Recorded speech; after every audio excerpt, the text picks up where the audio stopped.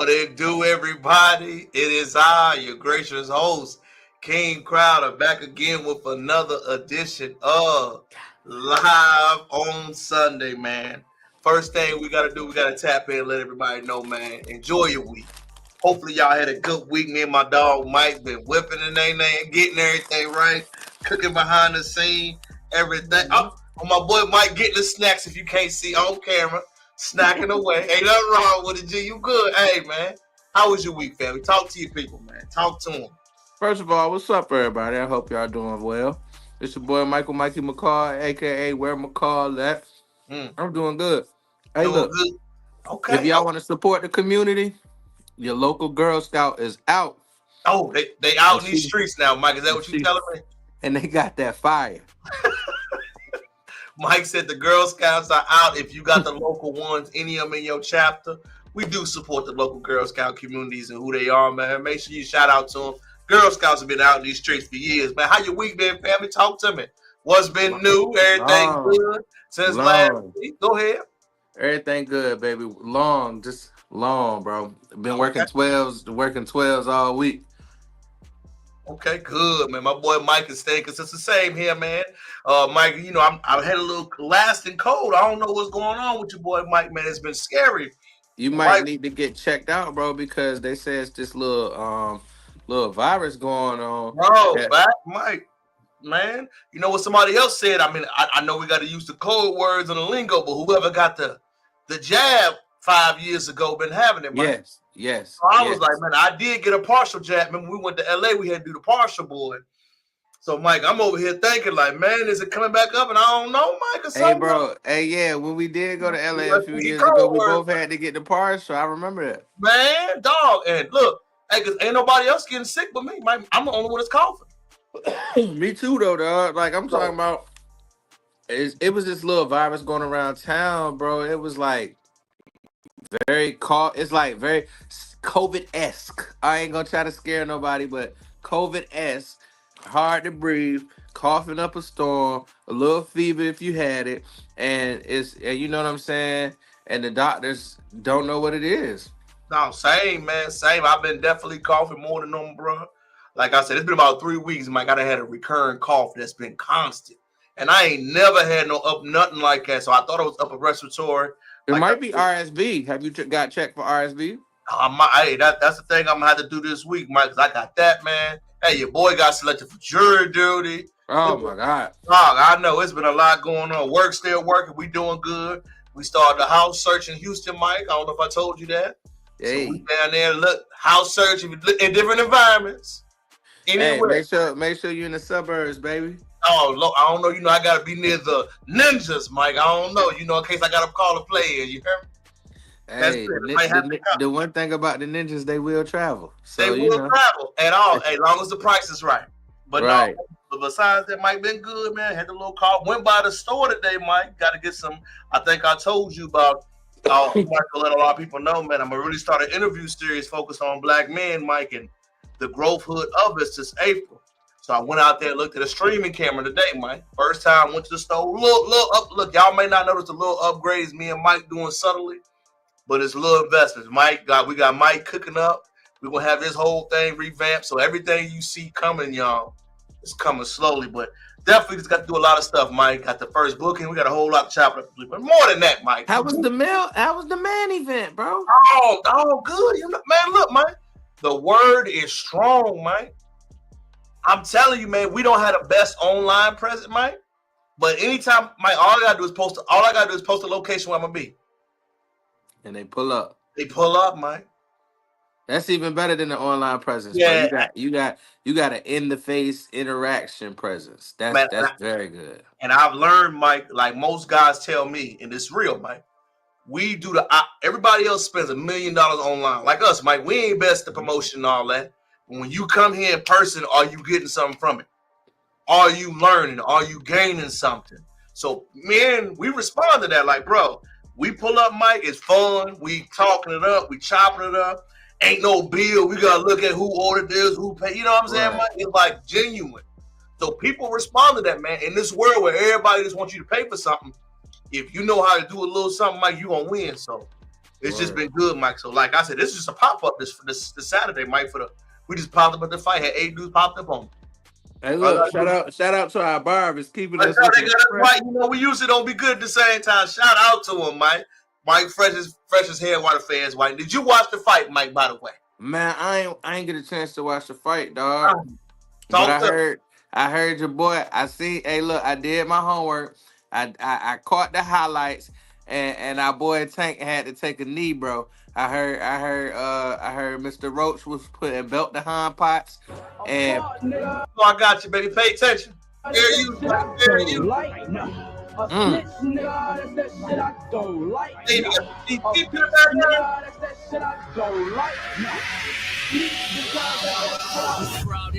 Y'all niggas, that's that shit I don't like. Yo, shit. I'm gonna turn the music down for they flaggers, Mike. They'll flag us for the music. But yeah, Mike. Look, Roach was putting belt to hind pots, bro. Man, look, Mike. That whole fight, number one, Mike. I'm gonna tell you what I noticed immediately. Dante got too much going on in his personal life, Mike. So what you're saying is he wasn't focused? No, Mike, he looked overweight. He didn't look crisp. Like, Mike, he wasn't throwing punches like that. You could definitely tell he didn't take his workout serious. He was arguing with his coaches too, Mike, during the fight. Like, I don't think he was engaged at all when he came out. He came out with his music with his head down. He wasn't locked in like he normally was. I can tell as a man, Mike, he got a lot going on personally. You can see it. He wasn't engaged, Mike. He wasn't fit. He wasn't his naturally sparring self. He was chatty a little bit more. Even in his corners, Mike, he was arguing with his coaches. His coach, he switched his main coach. Remember the dude with the funny glasses he always said? Yeah. That was his secondary coach, not his main coach like it normally is. I said, yeah, something going on. So my question to you, right? Because we both follow boxing. Of course. That taking the knee should have been counted as a knockdown. Yes. Wrong or right? This is the difficult part, Mike. He didn't hit him. And you could tell something got in his eye because he kept looking.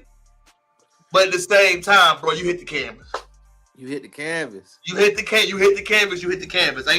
Ain't no way going around it. At the end of the day, you could tell he, like I said, Mike, he ain't taking serious. Roach was ready, Mike. Roach gave him the business. Roach was ready. So do you think it should have been called a draw and he should have been able to keep his belt from what you saw? I would say yes. The reason why, Mike, Roach didn't win it. He ain't outright win it. You know what I'm saying, Mike? It was a good fight. He held his own, but did he beat Dante? No. Okay.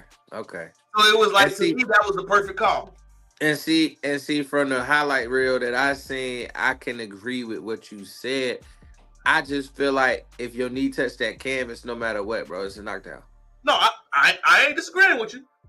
And I think, like you said, if he wasn't ready, he had a lot of personal issues going on. It's just, one, we ain't never seen nobody put belt to ass to Tank like that either. No, Mike. And that was the biggest thing that I think Tank misunderstood how Buddy was, because I could tell, like, Mike, Tank just didn't look serious. He didn't look like he was prepared. Like I said, he looked like when he was walking around, Mike, I seen him winded the third round. I said, oh, Tank ain't in shape.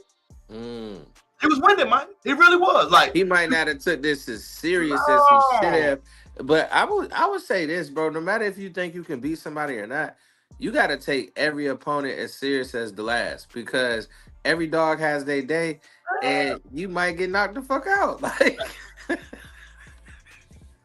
the way, like I said, Mike, and you 100% right on that. But you, like I said, I was just watching it. Tank was holding his punches, Mike. He was grappling more. Like, Tank don't grapple like that. I was like, oh no, he out of shape, bro. He looked winded. I'm telling you, Mike, he kept pulling down his shorts, like anything to slow down momentum. You could just tell, oh, he rushed this fight. This was a money grab. He either got money problems, Mike, you got shorty problems, but mentally, you wasn't all the way there, bro. I can see it.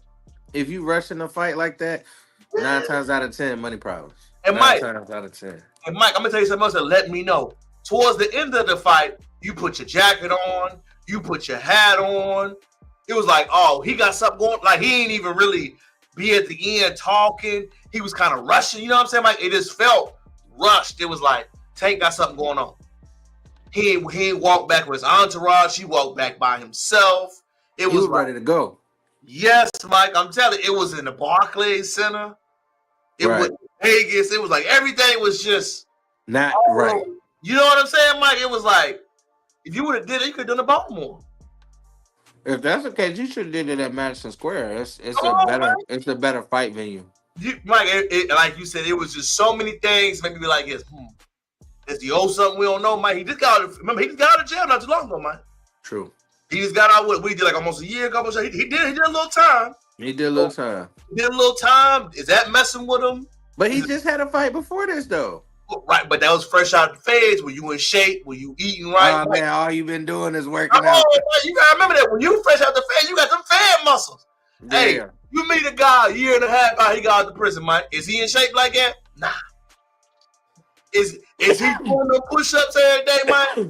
Right. He didn't got hungry. The food didn't got to him. Mike. You meet a guy fresh out of prison after a year, he ain't got that physique no more. Fresh out the feds 3 months, Mike. Oh, he cut up. They push ups every day, Mike. Allah, you know, Mike. They dedicated. You know I ain't lying. Little legs, Mike. You know I'm not lying. Let me throw a curveball to you. Let me hear it. What do you think about the up and coming newcomer? They in the same weight class. He is a world champion as of last week. Keontae Davis. I like Keontae Davis. Do you think he can fight Tank? Is it enough draw right now, Mike? Is the real question. I don't think he got enough fights under his belt personally. He only fought 11 times. Yeah. And do I want a young guy, Mike, going up against Tank this early? That's the point. It could ruin you. It could ruin you. It can ruin you. If I'm his manager, Mike, I'm his team. I don't want you going against Tank this early. I don't. I want you working your way up. I want to slow building this money. I want us to milk this money as much as we can, because if we don't, Mike, you don't get another shot in boxing. You know, once you get them lost records on your resume, it ain't like back in the day, Mike, you can keep fighting. Now these cats trying to chase Floyd's record. They trying to stay undefeated. Right. So like I said, once you hear that thing, man, so my overall take from Mike is like Javante got a lot. It's best to get the draw. Yeah. Facts, man. It's best to get the draw, because once you start losing, unless you got a real fan base, I don't know, Mike. Floyd hurt it a little bit. He did. That's the negative part about Floyd. Floyd chased to 50-0, so now all the boxers don't want to lose. Every dog got his day, bro. Every dog got it, but you know how it go, Mike. If you lose a fight, are you still buzzing like that? Nah. Look at Deontay Wilder. Come on, man. Look at Adrian Bronner. And then it's almost like once you lose that one, you just start getting your ass whooped, bro. AB was tough. But you know AB stopped eating right, Mike, start messing with the women. You can tell, like, bro, now you living life. Now you not training for real. You're not as hungry no more because you already paid. Deontay Wilder, now your ex-girl saying you beating her and all that, man. Come on. Yeah. You lost the juice, bro. I think Deontay Wilder lost his steam, bro, when he got beat by Tyson Fury the first time. Man, that was it. Can I say something, Mike? And I'm going to say something that everybody get mad at me when I say. Tyson Fury, what, 6'9"? Yeah. A heavyweight can punch, box. Name me somebody that's beating him, Mike. Nobody right now.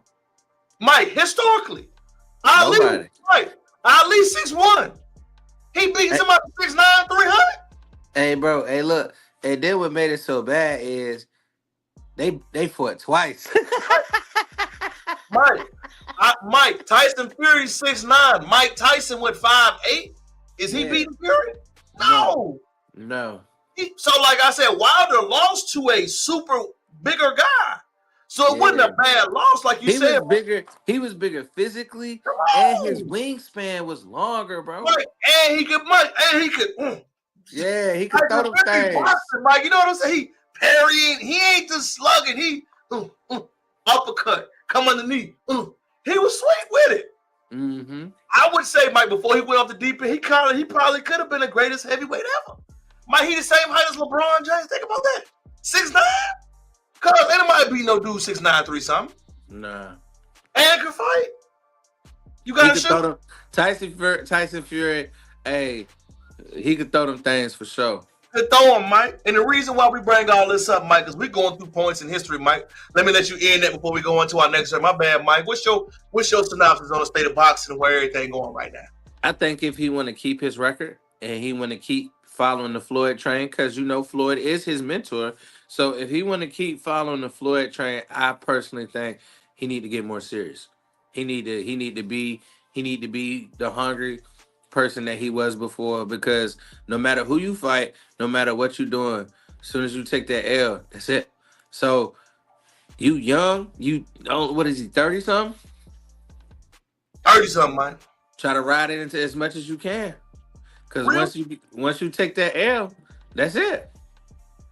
My dog, Mike, along with the wisdom, Mike. And Mike, you know who else been standing on business a title of our show tonight, man?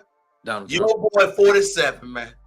I don't know if you think 45, 47. 45, 47. But Mike. Hey, first of all, I want to say this before you even play the video. Go ahead, G. We ain't never seen nobody diplomacy go hard like that. We ain't never seen nobody talk to another country's president rough like that, bro. I think that's a little crazy. Hey, Mike, did he lie, Mike? Did he lie, Mike? He ain't lie. Mike, did he not say pay that shit back in blood? He get it back in blood. He had that Pooh Shiesty in the background, Mike. Said, hey, cuz if we would have threw you that you would have lost in 2 weeks. Hey, Mike, he said, I need it back in blood. He said, run me my check, Mike. We're going to watch the video. You know, everybody has some votes, but I believe we got to watch the full context of it, Mike. Then we'll get back to, was he right or was he wrong, dog? Fair use, fair use, fair use. Pennsylvania and campaign for the opposition in October offer some words of appreciation for the United States of America and the president who's trying to save your country. Please, you think that if you will speak very loudly about the war in He's not speaking loud. He's not speaking loud. Your country is in big trouble. Can I answer? No. You've done a lot of talking. Your country is in big trouble. I know. You're not winning. Big You're trouble. not winning this.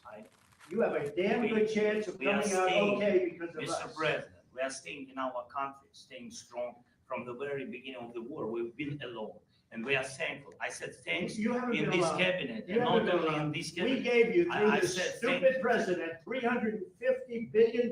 You We voted gave for you your military president. equipment. You And you voted met for are your brave, president. but they had to use our military. What about best? If you didn't have You our invited military me. equipment, You invited if me you to didn't speak. have our military equipment, this war would have been over in 2 weeks. In 3 okay? days, I heard it from Putin. In 3 days, this is something Maybe new. less. In 2 weeks, of course, yes. It's gonna be a very hard thing to do business like this. Again, just say thank you. I said a lot of Accept times that there- thank you accept to that- American people. Except that there are disagreements, and let's go litigate those disagreements rather than trying to fight it out in the American media when you're wrong.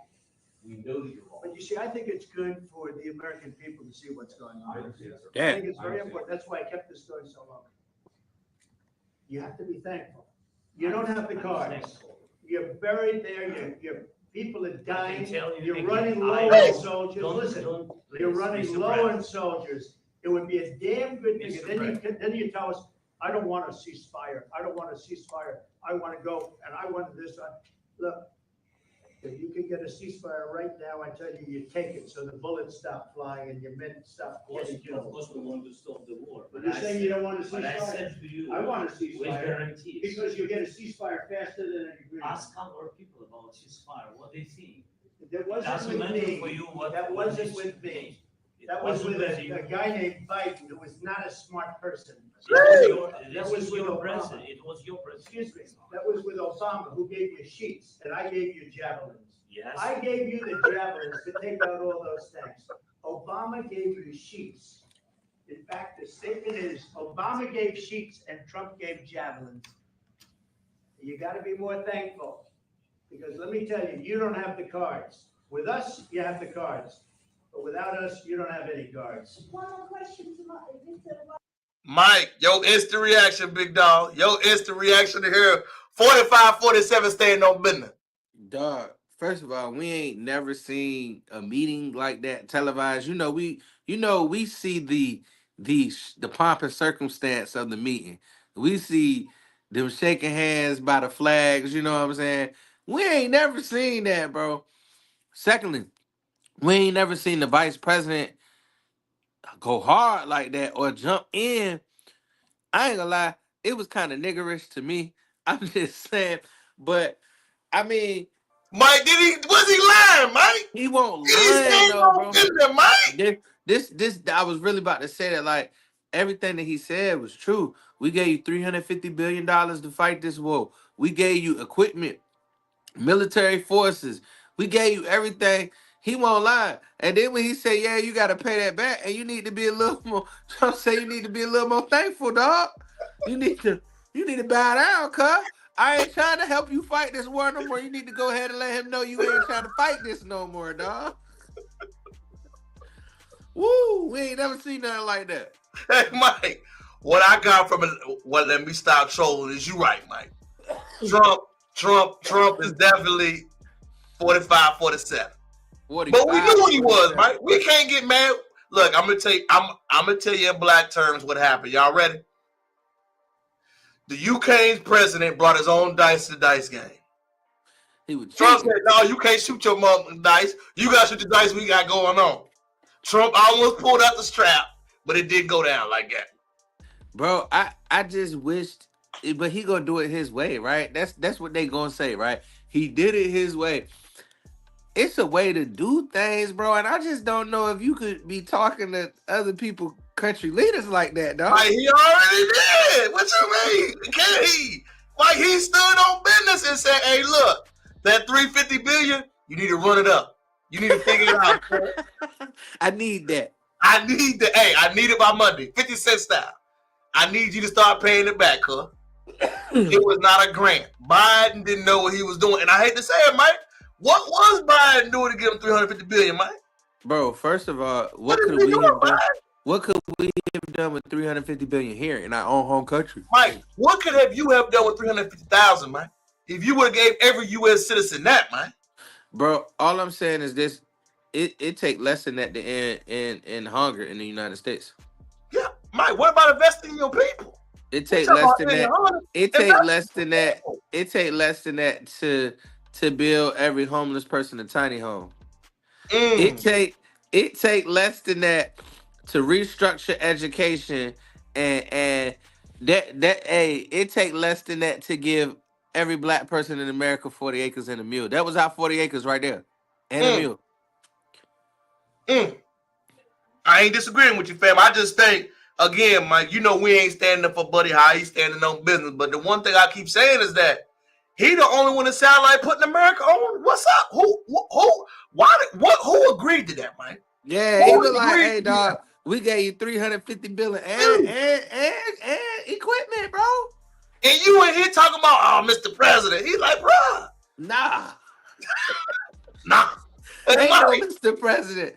He was like, nigga, he was like, "And you ain't being too thankful about it either, right." cuz. You know what he said? "I need it back in blood." Brr, brr. He had that Pooh Shiesty on before he came in there, man. He had that Pooh out. Shout out to Pooh. He had that Pooh out. Come on, man. Free our nigga Pooh, bro. Hey, Trump already said free the guys. You know he free the guys, man. Bro, the crazy part is though, it won't even. It was like they was jumping him with the words, bro. I ain't never seen the vice president, first of all, in one of those meetings with the foreign dignitary with the president. If it has happened, we have never seen it. This was the first time. And they both jumping on him, being rude to him. Like, bro, I'm gonna need them to have a little more diplomacy and then threaten World War III. Like, hey, bro, we can run it up World War III style. Like, if you keep it up. Mike, F a check, run it up. Fuck the check, run it up. Fuck the check, run it up. I will say, bro, I ain't never seen no gangster presidential like this. Hey, Mike, listen, Mike, you know the funny part? We talk about it, Mike, but tell me that ain't what the American people want right now. Bro, this is what a regular person would have did, though. A regular person would have been like, "Hey, bro, I gave you resources and money. What's up?" What's up? 350 billion. You still in here talking crazy? Why the media right here, come? You say I ain't look out for you after we gave you like 350 billion? You ain't even make a payment yet? Bro, he lucky he ain't get slapped. Oh. Brother pockets, Mike. He lucky Trump ain't tapped the pocket, bro. Hey, Mike. Like I said, Mike, everybody talking about it, Mike, but was he wrong, Mike? Was he wrong, Mike? You know how black mamas say, it's not what you said, it's how you said it. Mike, I'm going to ask again like I've been asking everybody. Who agreed to send Ukraine 350 billion, Mike? First of all, why did you agree to it, Mike? Let me know. Student loan still ain't gone. Me and Mike's student loan still ain't gone. First of all, bro, my question is, who was behind Joe Biden? Like, yeah, we're gonna send 350 billion. Who came up with the number? Who was like, yeah, Ukraine to even be able to stand a chance? They need more niggas. A nigga would have been like, yeah, dog, that ain't my fault. That they on their own. Who made us the world police? Who made us the people be like, damn, y'all going to war with Russia? Oh, y'all need some bread and some equipment? We got you. Why? Why are we doing those things? Facts, Mike. I feel like this too, Mike. We already got things going on, man. These moments right here show us right now we got so many problems stateside that we got to worry about. And I feel like we never, like, yeah, they make pretend when we about to vote for them that they worried about it. Come on. But I really, for real, think, imagine if each citizen, you say our infrastructure is low and we not spending like we used to. Imagine 350 billion got deposited equally into each American citizen pocket. Stimulate, Mike. Even if you invested it in the businesses, anything around there, Mike, what the money being? We sending all this money over there. Where is it being spent there for us? Where? Bro, you want to know? First of all, this how you. I'm gonna be 100 with you, and I just. Tell me always. We only keep it 1,000 round. This is how you know that our money is crazy, and we just printing it, right? Because if we owe and we in deficit of trillions of dollars, right? And we owe China, right? How we just come up with $350 billion and was like, here you go. This is how you know, like, money not real for real, bro. It's not real for real, and it's only what you can type on the computer. It's no tangible goods. Ain't none, Mike. It's no tangible goods, bro. We didn't send a container ship full of bill notes over there, and it got to the shore, and they opened it up, and it was bread. No. What we did was a wire transfer, and they put some zeros at the end. That's crazy. Crazy. That's why it's not real. It's not, man. It's not real. Bro, because I could think of 350 billion different ways we could have spent that money. 300. Mike, think about that, Mike. We spent the money. We sent it. Buddy in the office, not saying he wrong for standing up for his people and asking for more. What? Bro, it couldn't have been me and you. He would have got slapped 2 times. Right. Come on, bro. I like it. Listen, I ain't saying Trump is the best with everything, but bro, it don't make sense. You talking about you still trying to fight the war and you ain't even win the war that you fought. Come on. And as Trump said, bro, like his delivery was fucked up. It was. But he was like, yo, you need to go ahead and tell them stop shooting because you losing people every day. It's not making sense. And I have to agree with him, bro. Like, how dare you come and be like, yeah, dog, I know I owe you some bread, but I need you some more. That ain't going in no hood. White, black, Asian, Puerto Rican. That ain't going in no hood, bro. Mike, I straight like that, man. Everybody talk bad. They don't want to hear them type of comments. But what you saying is 1,000% facts. And I feel like ain't nobody discussing that. We just acting like, we focused on what he did. What he did was wrong. But the whole issue about where this money going, man, we ain't talking about none of that. But my thing is this for real though, T. Like you said, who was the people that was like, yeah, that's a decent amount. Let's go ahead and do that. Come on. And ain't nobody in the see. This how you know ain't enough black people around when they making Right. decisions like this. Right. Cause I'm telling you now, one of our brothers or sisters would have been like, "What? Nah. We ain't doing that." What? When did we ever have a relationship with Ukraine, Mike? I didn't even really know what Ukraine was until we started sending the bread, Mike. Correct. Have you ever known what it was? Come on, Mike. I did know where they were, but like I at ain't the know, Mike, same. and I'm a very swell, you know, Mike. I'm be like, I ain't even know that like Hey, that. but think about it like this too. If we get in trouble tomorrow, we get in trouble with another country tomorrow, and we on the same shit. Can we be like, "Hey, Ukraine, I need some help, dog. I already know what you're getting at. No, I need 350 billion no, Mike, to get me on my feet Mike, as a no. country." You know the answer, folks. That's why I say this whole And I'm conversation. gonna be real. I don't think it's not a lot of people in the world that we have helped that can help us in the way that we have helped them. No, Mike. 1,000. You keeping it 100, Mike.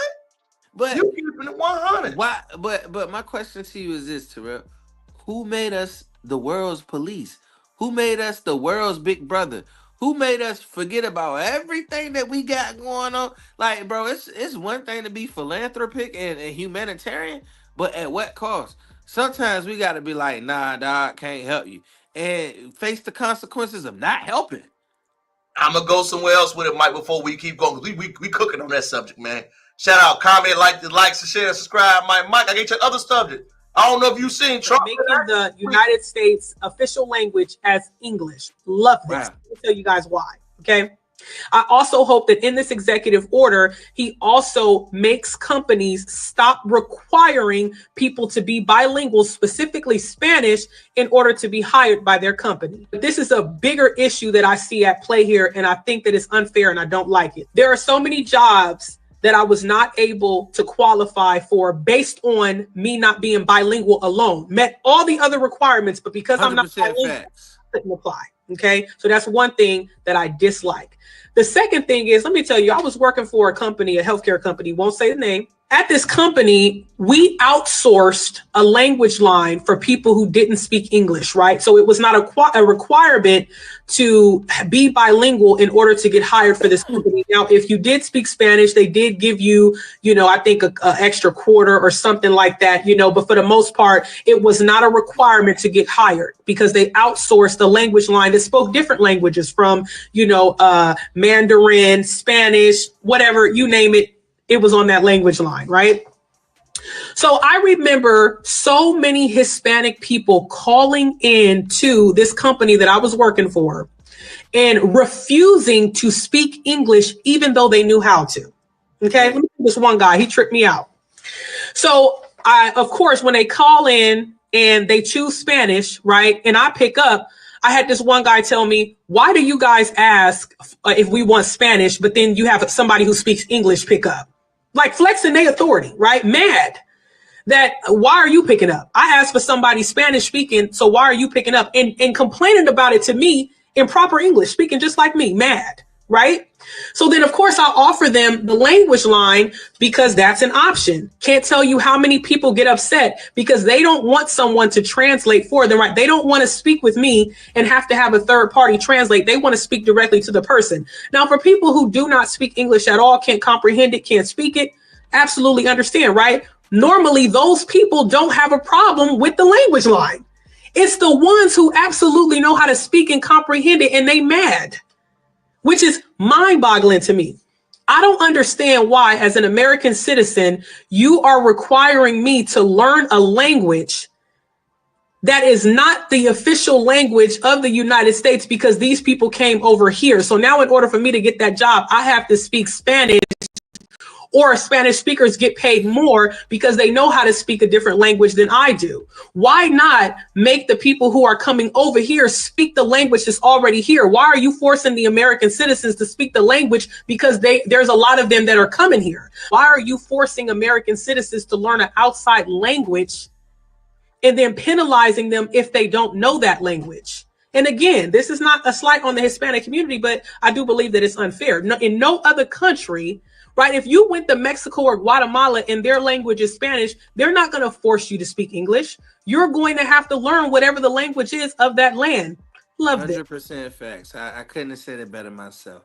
Now I'm about to take off, bro. First of all, if we is America and our language was English, why hasn't our official language been English this whole time? What was the official language? Because when you go to other countries, and first of all, we behind on the 8 ball. Yeah, they teach us Spanish. Yeah, they teach us French. Other countries, kids be speaking 5 or 6 different languages. Because if you're gonna, now I will say this: if yes, home of the free, home of the free, home of the brave. Yes, you should be able to speak our shit if you want to live here. Period. Like, but in order to do business, Terrell, you was a business major in college. In order to do business on a global scale, you need to have 3 to 4 languages underneath your belt. English and Spanish and Mandarin is the top 3 to do business. Why are we so far behind with all? I feel like it's disrespectful that what she said, yes, but I feel that you put us at a disadvantage in the world if we're doing business to not mandate that we know these. You teaching it in school, but we not fluent at it. These other countries fluent at it. I think the main reason why we have such a fluency problem is, number one, Mike, we're isolated. Most of them other countries are right near each other. We True, are so really like, it's a little bit better. It's a little bit easier. It's a little you know bit what I'm better. saying? I got you. It's a little bit easier to practice. We're It's right completely there. isolated, right? It's right there. But I do agree. I have missed out on several high executive level positions because the only language that I speak is English.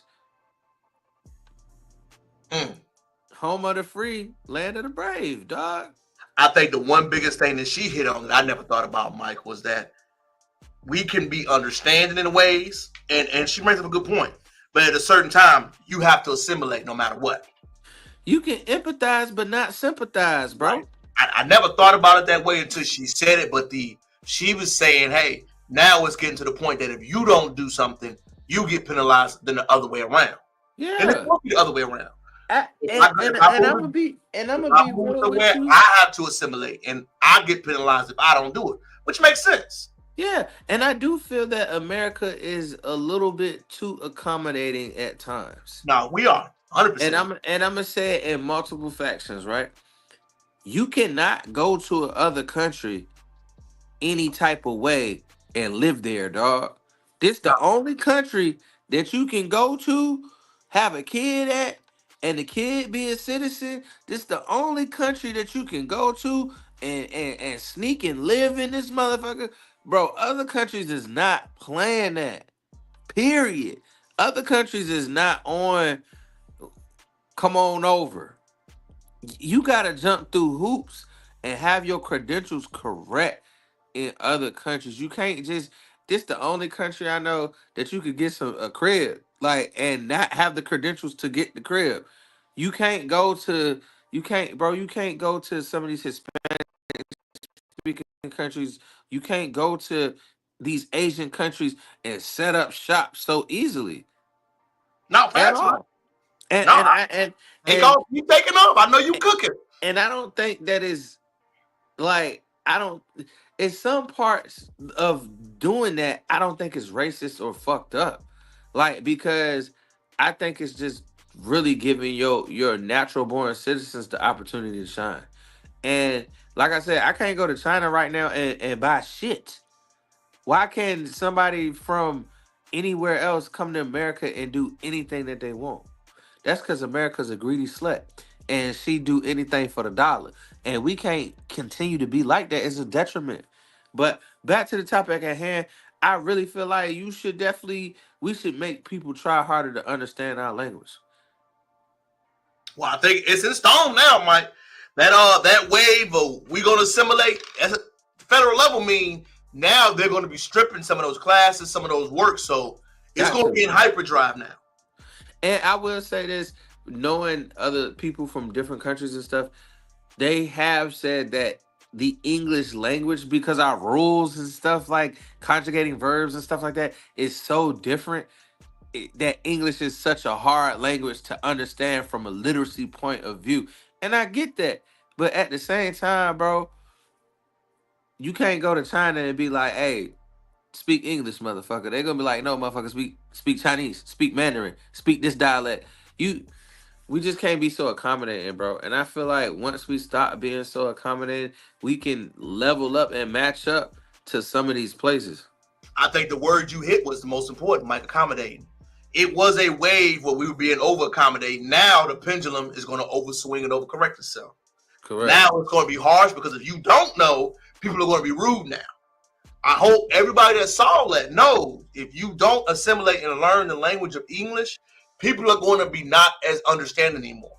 And I'm gonna tell you the truth. I've been to a place that's kind of like that. Quebec, Canada, right? Mostly French speaking country. It is hard to get somebody if you don't try. Now, most of the people I met, if you try to speak French to them and they understand that you are English or American, but you try, like bonjour, and you try the language, they're gonna be like, okay, you good. You tried it. Let me help you out. Let me speak English and help you out. But if you don't try in Quebec, they will be rude to you and you will not be able to handle anything that you need to handle. But I feel like some of these people are not even trying, bro. Not, You know what I'm saying? I got you. And again, Mike, that's the whole point. When we have these ideas and we understand the updates in the world, we got to understand how it's going to change. We try to predict, yo, this is a new thing.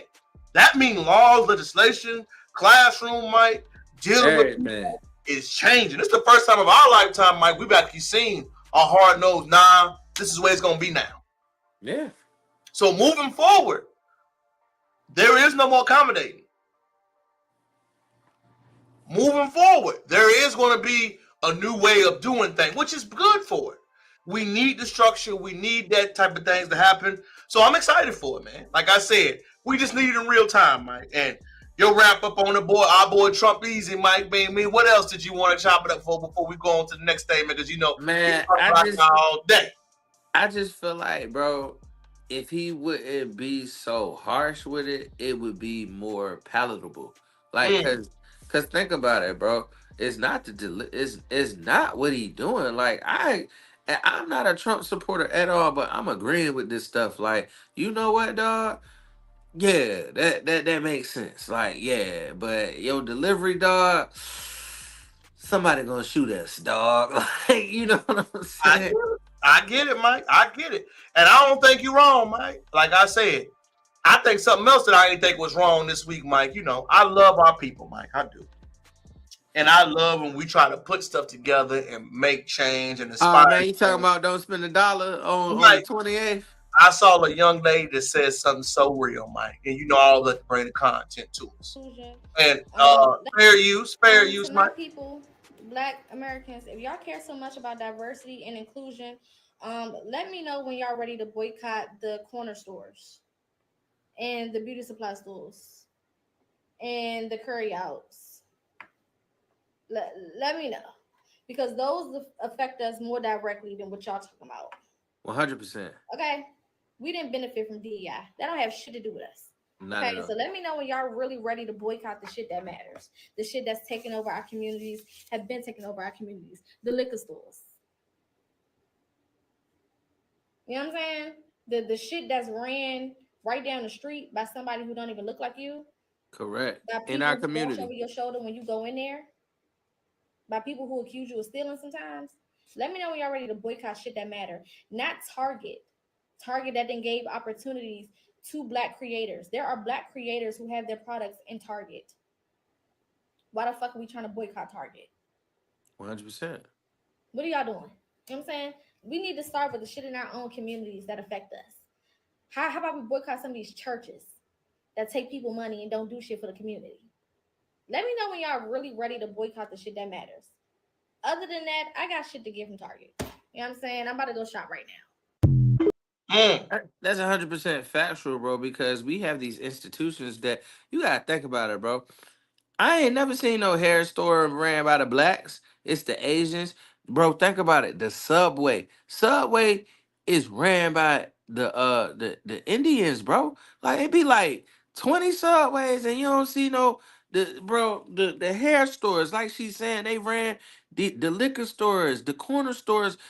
Is these people come into our community? They don't give a F about us. They don't care about us whatsoever, but they get all our money because it's convenient. And you want to know what? I go back to what I said before. Integration was the worst thing that ever happened to us because we wouldn't be shopping at these places because these places be owned by black people. I agree with you 1,000%, Mike. I think the one thing she hit home the most to me, Mike, is when she said, if we're going to go boycott something that ain't doing right, we talking about Target, but we ain't talking about the hair stores alone, Mike. They be disrespectful to the sisters, man. Right. They be talking crazy. You this checking your back. Oh, man. I wouldn't give them a dime, Mike.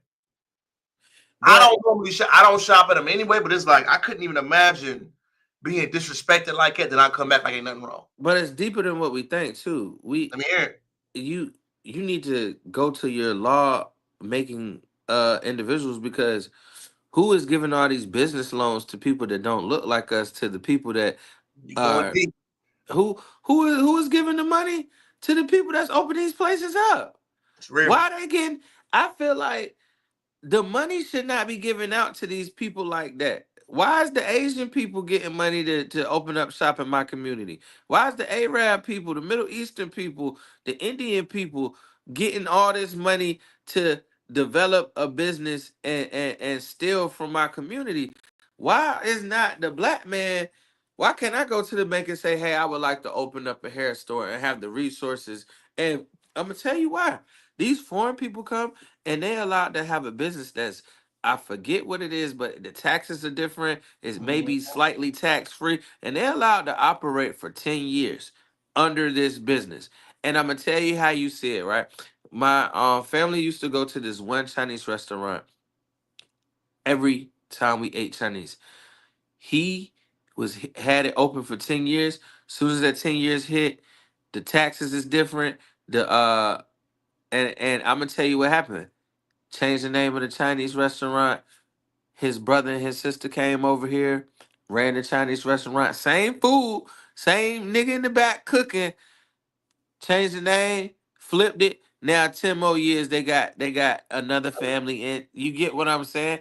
Why are we not taking, what do they know that we don't know? Who is teaching this financial literacy to these people from another country that don't speak English very well and can just come over here and they business be booming? Like, how do they know the play and we don't know the play in our own community? I'm gonna tell you the one biggest part, Mike, and this is something that we gotta answer for, and that's something we got later video that's gonna really get into this, man. We will push a narrative, Mike. Don't open. Think about this, Mike. Don't open a business. Go to college. But what is that doing for you? I know, Mike, but you gotta remember, growing up, did we ever hear anything about opening a small business early on, Mike? No. We always heard go to school, go to school, go to school. And I'm gonna tell you the truth, I wouldn't have opened a small business if I didn't see my dad have a tax business. You got it. I think back in the day, we kind of gave up. Yo, let's think about it, Mike. And this is something that was deep that somebody said to me, Mike. When we first started working in Sherman, right? We probably made about 40, 50, right? 60. Right. Imagine if you had your own cleaners and you made that money, but you made your own schedule. I was like, damn, I never thought about it that way. And you can do what you want. And Mike, you don't have no debt. It's your shit. And we kind of got that. We didn't get taught that, Mike. It was go to college, it was never, Mike. I never knew until I got older, Mike, that owning your own thing was even an option. Correct, I always heard. Think about it. Now we're trying to own our own thing, and it's late in the game, bro. What? I'm glad that we are even trying, Mike. But think about all that time, Mike. We heard school being pressure like crazy. That was the only option, Mike. I'm gonna be 100 with you. My parents made that my only option. Like, nah, bro, we got this money. You going to college? You gonna make something of yourself? Y'all could have gave me the 100,000 that y'all paid Hampton, the 100 plus. I could have had a successful business. Mike, think about this. Instead of you paying 100,000 for Hampton to learn music, Mike could have done music on his own for 4 years, 5 years. And I said every time, bro. Shout out. I know you did. I heard you say it before. Shout out to the guys at the Rec Room Studio. I got $100,000, $200,000 education from Malik Washington, who was the co-owner of the Rec Room Studio with me and taught me everything I needed to know. Shout out to you, Malik Washington. I'm Shout giving out you to my flowers. I'm giving you your flowers right now because if it wasn't for you teaching me the quality things that I know right now, I would not be the engineer. I would have not worked at the label. I would have not done so many things, but it was because of you and your graciousness and didn't ask me for a dime, bro. And Mike, I want to say something again. There was never, think about if we would have done that, Mike, from the beginning, how further along you would have been. I'd have been so further along, bro. I might have been at the label like as a teenager. We take going to school, going to get an education, assimilates to success going to be on. We kind of de-interest ourselves, Mike, and having our own thing. And I'll be honest, if we talk to some of our peers, T, are they doing what they were supposed to be doing? No, Are they using the major that they went to school for? Are they getting paid for what they went to? Because I'm gonna tell you 100% truth. The major that I received from Hampton University, the degree is sitting at my mama's house, but I am not doing anything within the degree. As soon as I was able to, the only route that I saw feasible for me was management. Mike, but I'm gonna tell you the truth, and I learned too, Mike. When you get out in the work world, one thing that Hampton did not promote or teach to us is racial dynamics and how that works. We were taught be the best version of standard of excellence like it correlates in the real world. Being the best don't correlate in the real world. Relationships. Who knows you? Who likes you know? you? Right? Man, how many times me and you been the only blacks at them? It be maybe 8 or 9 of us. Come on, man. Running multi-million-dollar businesses, but they not gonna let us get so far. We can run this store, but we could never run that store because that's their cash cow, and they don't trust niggas to run that store. Right, facts. I mean, but it's the real Mike, and that's all across this country. We are never taught how racial dynamics work. We are never taught, hey, there is a real chance that you won't get this job. We were never 100%. Mike, we were never taught and promoted to work at black businesses. No, we was not. Think about that, Mike. As much, and I'm gonna be real with you. As black as HBCUs are, they are like 72% anti-black. Because when I come out into the real world, you taught me how to assimilate into the white man's world. You didn't teach me how to progressively be black in my own world. Well, the number one thing is, Mike, they don't even teach identity of self. No. We talk more about what's going on, Mike. We ain't learn about Malcolm like that. We ain't talking about. And I'll be real with you. No a white man founded Hampton, but it was so much more. Like we learned about General Chapman Armstrong, nigga. Fuck him. We ain't learned, Mike. We ain't learned nothing about Booker T. We ain't learned about how he founded Tuskegee and put Tuskegee on, Mike. We learned 12-2, Mike. Have a good time. Keep the money rolling. Did we discuss racial dynamics? Did we discuss Trayvon Martin? And I gotta give somebody else flowers, bro. The best teacher that taught racial dynamics at Hampton University was Sharif DeJeanette. DeJeanette and Dr. Robinson, Mike. I'm gonna shout her out too. Oh yeah, Dr. Robinson and what's my man name? Dr. Watson. That's it. But I'm saying, Mike, we got 3 professors that taught it. When did we learn about the history? We ain't learn about no Tulsa and Hampton, Mike. We ain't talk about no classes like that. Why didn't we learn black business ethics? I'm telling you, Mike, it's so many gaps. And we can't just put it all on them, Mike. A lot of it has to be with us. It's our fault too, because it's our parents' fault. It's the community's fault. It's everybody's fault. Coming up on that 10-year reunion, I'm gonna be there this year, Mike. 10 years, right? It's crazy that we talk about this stuff because it's real. Like, yo, do you think that we learn everything we're supposed to learn, Mike? I do not, bro. And I wish Hampton would have taught me how to be the only black man in a white environment. Do you know how post-traumatic? Do you know how like I got PTSD of being, first of all, having to code switch all the time, having to deal with not even overt racism in your face and overt racism. Like we need to teach our young black boys and our young black girls how to really live in a white system society, like how to really understand what's going on in front of your face, how to really understand how to deal with it. And I think everybody that is in the upper management position that's black and in 100% white environments, we need a therapist. Mike, we don't talk about stuff like that though. That's the key thing, Mike. I think the trauma that we experienced in real life in America, business, corporate, all that stuff, Mike, we don't talk about it. And I'm gonna be 100 with you. I think everybody needs a therapist. Everybody, I'm promoting mental health because you don't, your traumas are growing up. Like your mama and daddy, God bless them. They did the best they could, but they fucked you up. God bless the people at college. They fucked you up. God bless everything that ever happened to you. You are living in this society. You are fucked up. You have stressors, traumas that you don't even know about that you have to deal with. We have to have people in the mental health world ready to be there for us at all times. Cause I'm gonna be real with you. As a grown black man of the ripe age of 36, this shit is scary, dog. And can't nobody help you.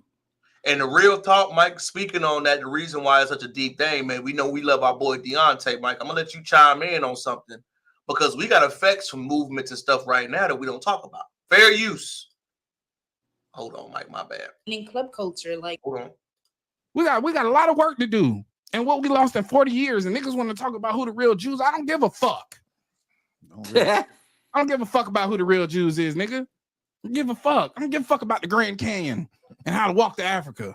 I don't give a fuck about the Anunnaki. I don't give a fuck. Who gives a fuck? I love it, dude. I can prove them niggas put crack in our neighborhoods. I can prove that this shit has afflicted us. I can prove this shit destroyed our communities. I can prove this shit killed hundreds of thousands, if not millions of black men or incarcerated them. I can prove that shit. I can prove it was a lot of mothers left out here to do the shit on their own and integrate into the corporate world to take care of their fucking kids. I could prove that I had to stay home all day with my motherfucking sisters and being watched by, and a lot of young black girls had to become mothers themselves at a young age. I could prove that shit. Can't prove no fucking Anunnaki. Come on, get the fuck out of here with that bullshit, man. Nigga don't give a fuck about no spaceships, nigga. Nigga don't give a fuck about that shit. Y'all niggas be worried about dumb shit because that shit soothes you because you're trying to detach from the reality. And the reality is, three-letter organizations destroyed your fucking community and left you in the remnants. And you living in the effects of it, and you don't know how to fucking, you don't know how to wrap your mind around that. You don't see a way out. You feel hopeless. Let me look in the motherfucking sky. Man, get that shit up out of here, bro. I mean, on that bullshit, you ain't gonna save nobody like that. You might as well go back to Jesus. Niggas want to sit here and talk Jesus all day. We had community when we was in the church. Ain't no fucking community that's looking in the motherfucking sky for no Anunnaki, nigga. Y'all niggas be focused on dumb shit because you detaching from reality. You disassociating. Because the work is hard. Community is hard. Getting back to base and getting back to square one and loving yourself again, starting with loving yourself and then having to love your brother or your sister the way you love yourself, that shit is hard. Opening up a restaurant and not treating your fucking customers like they clientele is hard. When the only time you see niggas get money is by treating their customers like shit because the niggas is addicted to crack. Do the hard work. It's hard to go to school and learn a trade and learn how to be an electrician. You got to apply your mind, but you was always getting kicked out of school. That's hard. Teacher was always picking on you, putting you out of class. We know those statistics. We know why you don't like going to school. But that's the shit the government required you to do. Go do something for yourself. Find something that you're interested in. Do something with your hands, nigga. Do something with your mind besides destroy. Learn how to build something. All you niggas want to do is destroy shit. And you think that's something to brag about. Nigga, you already living in destruction. You gonna knock down some more? You ain't gonna find out how to start putting the bricks back together? You don't want to see what's underneath that rubble? You just want to keep breaking shit? Then go to prison for 6 months, 6 years, come back up, pack the fuck up, oil your body up, and start telling niggas about the Grand Canyon? Man, I don't want to hear that shit, man. Y'all niggas be addicted to esoteric bullshit. That's how you end up in cults. That shit dumb. Do knowledge that you can really see. Stop letting niggas play with your fucking imagination because they disassociated from reality and they charismatic. Take off, Mike. That kind of went on to your thing about the problems we face, man. It's real. Ooh. And I love that, bro. He messed up, Mike. You know he hard, but it's real, though. I want to meet him in real life. Mike, we gonna meet him. Hey, we gonna connect to work one day. Put that out there. Bro, but I want to say something, Mike, when he said it was so real. We don't like to discuss our problems, Mike. We talking about our problems right now. Even on the college end, Mike. Me and Mike felt like we got shortchanged on the college end. Not complaining. Bro, we went to a school that got 100 racks for us, and it was a scheme, dog. And I love my HU with all my heart. I do. But, dog, I really feel like the things that we go to college for, we need to cut that shit out, bro. Real talk. We need to cut that shit out, and we need to teach people, bro, parents, teachers, community, we need to teach each other how to deal with this bullshit, bro. Cause you gotta imagine, right? As a child, your biggest goal is to be grown, and your parents are thinking they teaching you how to be grown, but they not. Your school is teaching you how to live in the government and be a sheep. Like he said, you want to believe in the aliens and all that shit, nigga. If they was gonna come and do what they was gonna do, they would have been came and did what they was gonna do. You gotta. We living in world, bro. Like as a young black man, bro, and I'm responsible and mentoring a young black man, bro. I be trying to prepare him so much because I'm like, dog, you just don't even understand how fucked up this world is, little buddy. Like, The real and thing about it, Mike, he hit home for me so much is that we don't talk about the problems. no, The reason why you don't like school is because they taught you not to like school, bro. Mike, I did. Mike, you know the first time I read my first book, I was 17. that's crazy, T. Man, I never, because I was always taught that I couldn't read, Mike. Good. But the Like, reason that you don't like school is because it is prison, nigga.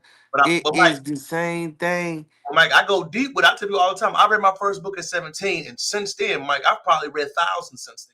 Right. What it was, none of that The stuff. crazy part to me, Terrell, is you one of the smartest people I know, and I didn't know that. Mike, That but you didn't read your first book to 17. the first book I ever read, Mike, at 17 was Hill Hopper's Letters to a Young Brother.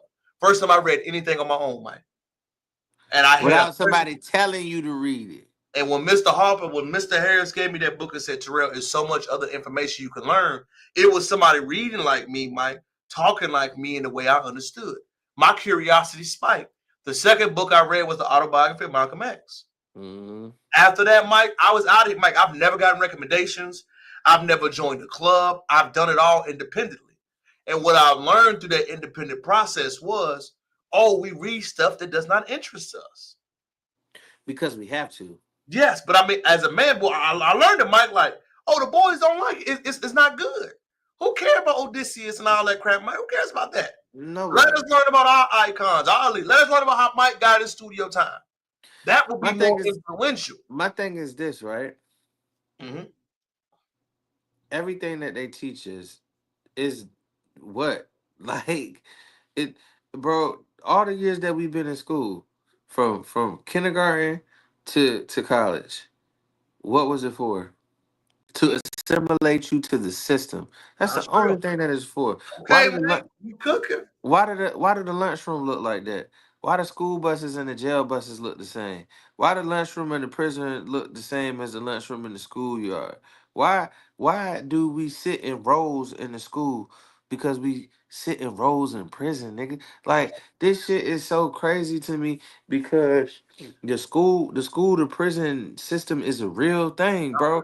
And a lot of our counterparts, I just wish, and a lot of people be like, oh my God. And this is gonna sound real crazy because most people in my family are teachers, and I am not shitting on your profession. I'm not shitting on the way that you think about things and the way that you do things. But we really need to start teaching people things that matter that they could use in life. Because I didn't start learning things that I could use in life until after I graduated college and had to figure out life on my own.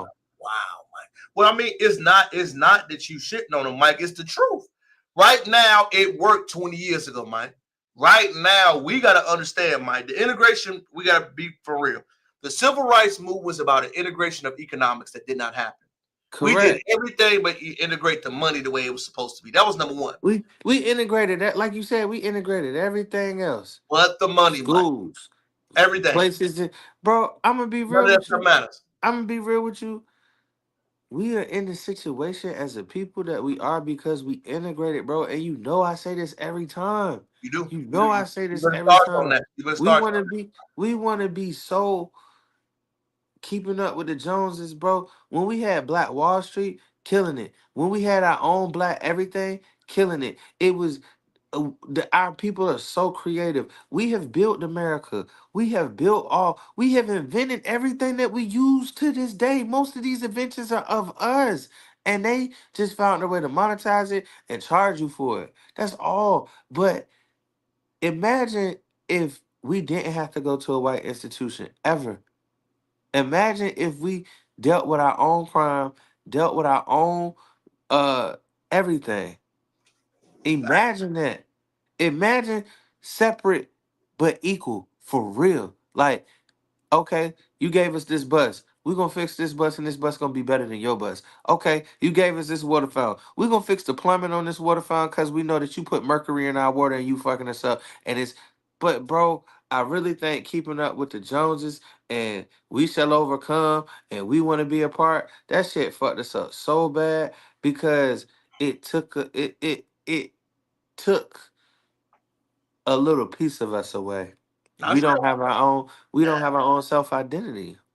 I agree, Mike. The spirit has changed, but the one thing I will say, Mike, in our generation specifically, we're starting to see that spirit change back. You know what I'm saying? This is the first time I think about growing up. We never heard that, man. Why did you do that? Remember, it was you gotta go along, Mike. You gotta cut your hair. You gotta look a certain way, Mike. When have we ever heard in our age group saying, man, no, we don't want to do that? Right. Why I gotta do that? Why do I need to feel? Why do I need to feel like I'm a part? Why do I gotta hang out with you? I don't want to do that. Why do I gotta act like we cool, man? Because we not. Mike, I don't want me and Mike understand we ain't got no desire to climb the corporate ladder like that. We don't. We heard it growing up, Mike. You gotta climb corporate if you want to climb. You know what I'm saying, Mike? We heard that, but we not corporate. But the crazy part, you heard it, Mike. Am I lying? No, you're not lying. But the crazy part is this: me and you have been the boss, right?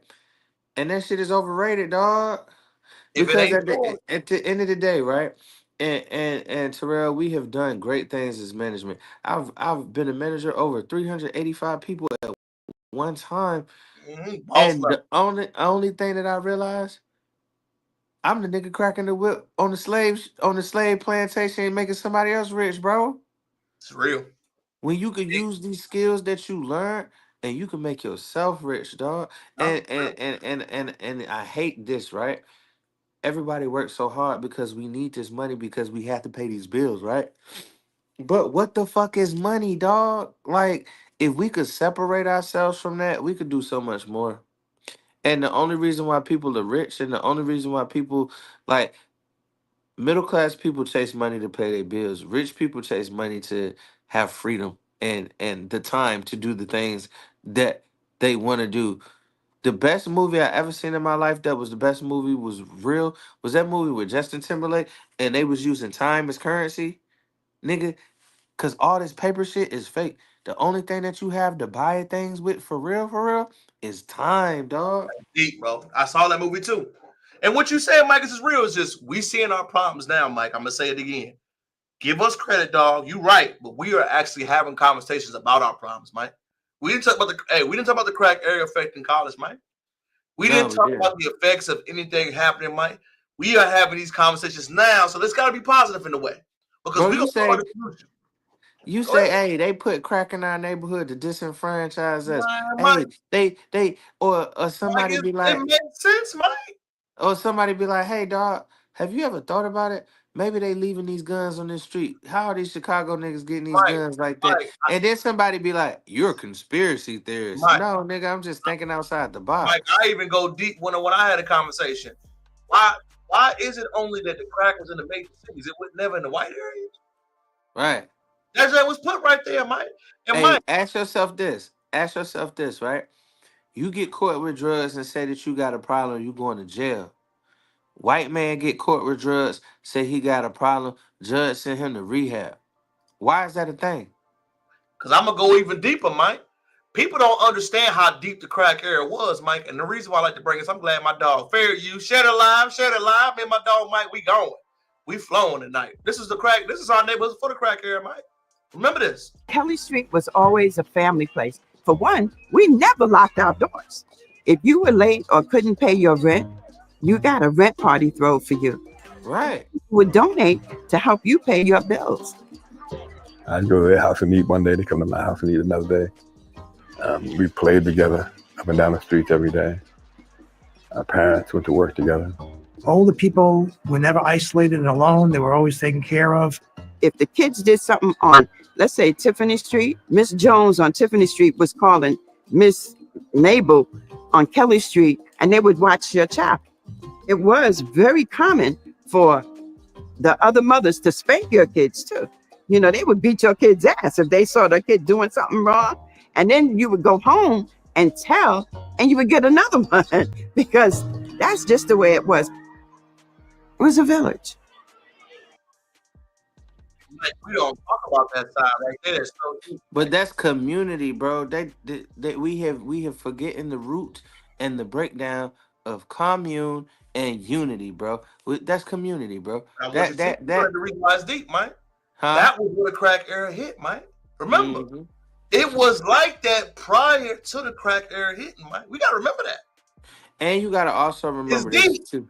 You It's also deep. gotta remember this too. And I forget, bro. I read something that said, and I forgot the time frame. I'm gonna look it up and make sure that our viewers know this. But I forgot the time frame. Before a certain time, there were family compounds.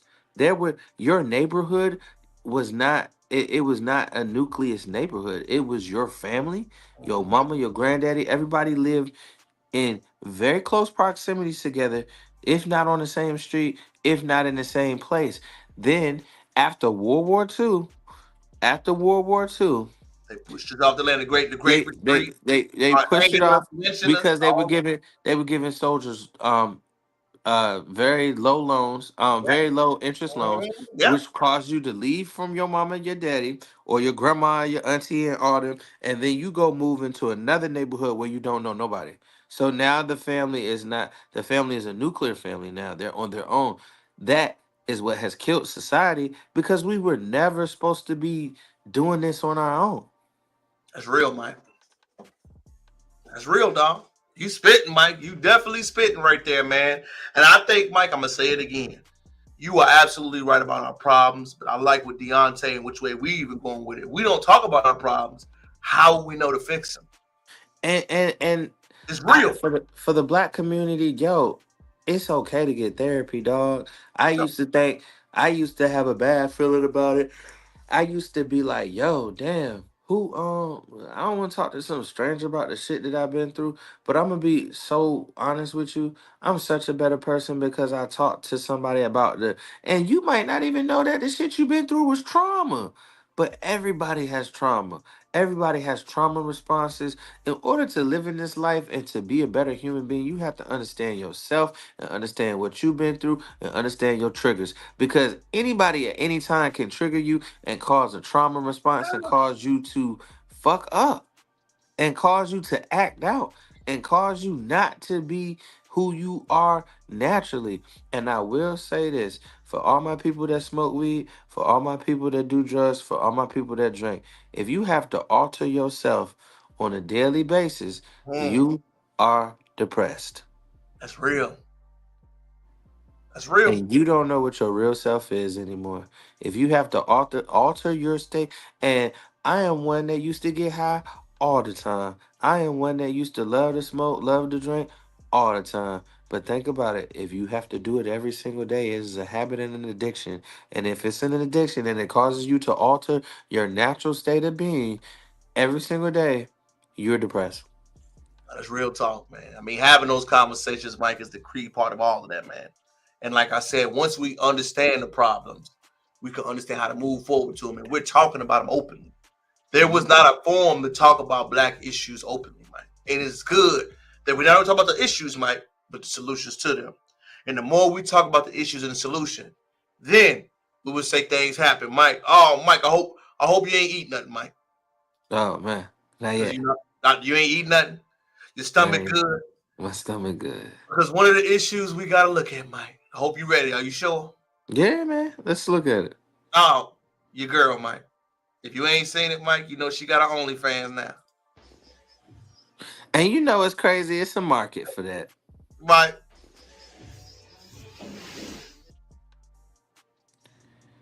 Dog. Two booty shorty. Two That's booty. not cool. Mike. Hey. This is what it looks like, ladies and gentlemen, when you don't have nobody around you that loves you. It took me a while to watch that, Mike. As my mama would say, you a fat, funky mess. You know the first thing that came to my mind, Mike? Where your peoples at, man? Where your homegirl Where your family at? They think that's cool for you to do that. Where your peoples at? Ain't nobody hit you with the nah, girl. That ain't it. Ain't nobody say, hey, look, I understand you sexy. I understand you love yourself. But why do you got to do it that way? She disillusioned, bro. I call it the Lizzo effect. Yeah, you know, she lost all that weight now, too, Mike. And she trying to talk like, you know what I'm saying? I'm happy and all that. You ain't happy if you lost all that weight. Why you front? Well, I'm happy for Lizzo, bro, because she Mike, come healthy. on, Mike. I ain't happy for her. Why ain't she say she lied and she wasn't happy being big, Mike? Fuck Lizzo. Fuck Lizzo. She won't You happy encourage being every big. other woman to be out here to get big and be happy. Now you want to lose weight and you don't want to say I lied? You don't want to say I wasn't happy? You don't want to say you wouldn't shit because you lost all this weight? Bro, No, you know what? don't give her no pass, Mike. You know what killed me? How you a bit block body shaming motherfuckers, bro? Come on, Mike. Let's not forget how you was on TV telling girls to eat and be happy, and if a dude don't like you, that's him. Remember that? Right. Remember that talk? We can't And forget then, that, Mike. Remember that talk? bro, but back to the bit change, bro. Go ahead, John. Go ahead. Bro, young lady, ma'am, I love you with all my heart. But ain't nobody trying to see your big ass in no G strings and shit like that. You look funky and nasty, and if ain't nobody around you gonna tell you, stop that shit right now. Work on your you being that big and continuously to get bigger is a sickness. Yeah. And I'm not body shaming because I'm big as fuck and I need to lose some weight. But the difference between me and you is I got motherfuckers that'll be like, hey dog, that ain't it. You unhealthy. You got dark rings around. Matter of fact, somebody told me the other day, like, damn, bro, is your liver and kidneys all right? I said, yeah, I'm fine. They say you got the dark rings around your eyes. That shows me that you're not hydrated and you're not drinking enough water and you may have an internal problem. I said, well, shit. Thank you for loving me. You know what I'm saying? Ma'am, you may think that people loving you because they pushing you to do these clout chased things. They don't love you, sweetheart. And they don't love you like I love you because I'm the one that's going to tell you that. Don't do that no more. That ain't cute. That ain't fly. And if you are happy with that weight, okay. But I know there's hypertension, high blood pressure, sugar diabetes, cholesterol problems. Come on, man. I want you to live forever, and I want to be able to hear your music last forever. Mike, But your she ain't music, live forever. Why you front? you ain't gonna never live forever, and you ain't gonna never live and be able to experience a lot of stuff if you that big. Cause one thing for certain, two things for certain. If you can't fit in the car, I know you gotta sit in 3-4 plane seats. Woo, 3-4, Mike. Not 3-4. 3-4. She probably ain't flying no, Mike. She talking about 2 booties.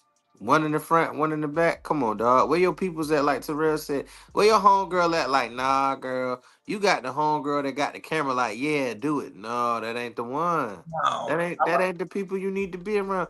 I can guarantee you, my friends would never let me do nothing to subjugate myself and to make myself look bad and or to make my family look bad. Hell, my friends ain't even gonna let me do nothing to make them look bad.